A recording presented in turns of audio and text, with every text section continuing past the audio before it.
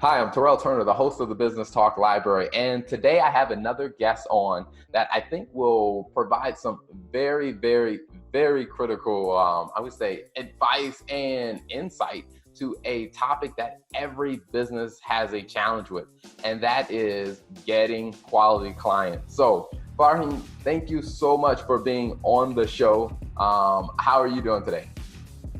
I'm doing great. Thank you so much for having me.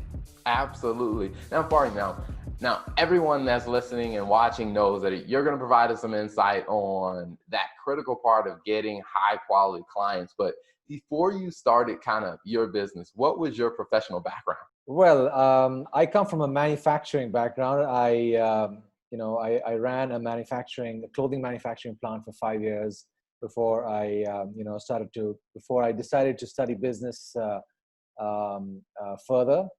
And I just want to quickly take you back to the days of my business school days, and I'll tell you a little bit about how I got into consulting and that kind of thing. This was probably in 2006, and I was the last person to get a summer internship, and during business school, and I got an internship to write a strategic plan for a publishing company out in Vancouver. And I lived in Toronto back then. I knew nothing about writing a strategic plan. So I somehow got the gig, and then I bought a book on how to do it, how to write a strategic plan. And I read it on the plane from Toronto to Vancouver, did the gig. Vancouver was a lovely city. And, a few years later, to cut a long story short, I started my own strategic planning consulting firm. And I've been at it for almost 12 years now. Awesome, awesome. Now, what was kind of that, I guess you'd say, the thing that encouraged you to really pursue it as a business after? Was it just that project, or were there other things that encouraged you to do that? That's a great question. So when I graduated from business school, it was 2007, and you know what happened in 2008, the Great Recession, and it took me like a year and a half to get a job. And while I was, looking for a job, I did side independent, consulting projects, just to obviously, to pay the rent and everything. And then I got a job, and it didn't, go down well with me. I mean, there's nothing wrong with the company, but I wasn't feeling myself. I wasn't like, it didn't feel like it was the right path for me. So I wanted to get back into starting a business, because that was my background. So then in 2009, I decided to strike out on my own and jump in and start the strategic planning company. So yeah, it was a combination of, being on my own for a long time, and, wanting to, do my own thing. And it was a combination of, not really liking the entire 9 to 5 environment. Mhm.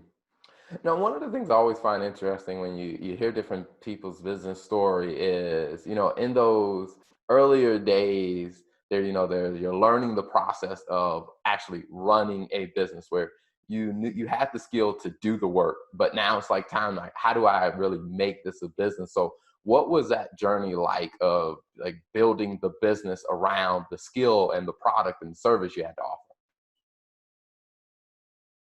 Yeah, this is that's a great question. So yeah, in the early days, it was only me. I started hunting for consulting projects, and I picked up the phone, and as they say, you pound the pavement to get a couple of gigs, and I got a couple of gigs through referrals and everything.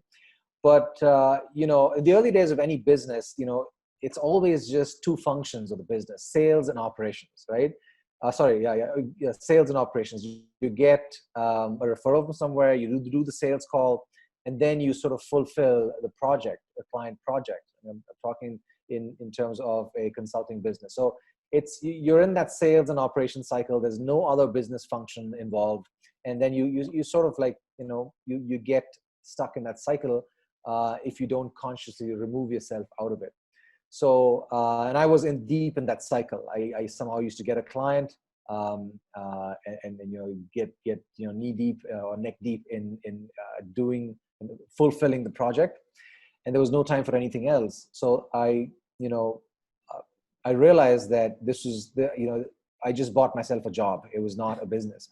So the first system that you set up when you want to grow your business, when you're in the sales and operations cycle, is a marketing system, is a prospecting system. You need a way to get clients in the door consistently, and that should be like, it should be an engine. It shouldn't be totally dependent on the consultant or the business owner. So when you have a marketing system set up, you're getting leads in the door, and then once you have enough business, then you build other systems in the business, which is your finance, your administration, and there's the hiring, etc., etc. So that's what it was like in the early days. And until I figured out how to create a marketing system that worked for a business consultant, an independent business consultant like me, I was just spinning my wheels, like you said, in the early days. Okay. And I think that that is something very, very common, or something that I can definitely relate to from that Yeah, perspective of taking that manufacturing and kind of that operations background and really looking at, hey, your marketing and your sales process, building it as an operation, like so it can actually bring in business versus it being totally on the consultant to have to go pound the pavement every single day. yeah. Now, were there any like I guess you say any aha moments that started to come up for you as you were trying to figure out, okay, how do I go from pounding the pavement every day to actually making it process around this? Yeah, so initially I thought that I had to do all the work myself. I've even though I've run a business before, and I have general management experience. When you're on your own again and you're paying your bills and everything, there is this pressure on you to get as much revenue in and keep as much revenue as you can, keep as much profit as you can. And that's what I was doing. But then the big sort of aha, if you will, came when I realized that this thing is not going to grow until I sort of uh, you know start delegating some of my work to uh, you know to others. So I got in more consultants into my firm, and I started distributing work to them. And I also hired some freelancers who would do some marketing for me and would do administrative work for me. And then all of a sudden I realized I had nothing to do. I was just uh, I did have a few things to do. But that's the thing. When I realized that you come to a point when you in a business, when that you just cannot do everything yourself, and you're going to be stuck. And you know when that happens, it's best that you think about your business as a whole.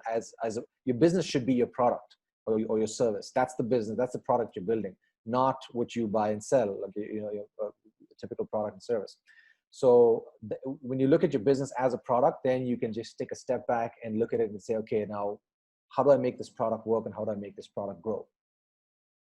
Okay, awesome. Now, speaking of, like I said, your business as a product, when a potential client or current client is reaching out to you, what types of services does your business offer them? Okay, so I've just talked about my strategic planning consulting business, which I started 11 years ago. But the last couple of years, what I've done is that I've started working a lot more with independent consultants and boutique consulting firms to build their marketing pipeline, because I realize that this is the biggest problem that consultants face, and you and I have talked about it. Independent workers, independent consultants, and solo consultants, small firms, they do the work, they do your delivery work, and they're expected to prospect and sell. So it's a situation where, like I said, people get stuck in that cycle of sales and operations. And what I help in building that first marketing pipeline so that they get a consistent flow of clients. So right now, that's all I do. I mean, I've done strategic planning for large universities and mid-sized and small businesses as well. But over the last couple of years, I only exclusively work with independent consultants and boutique consulting firms, and I help them build their pipeline.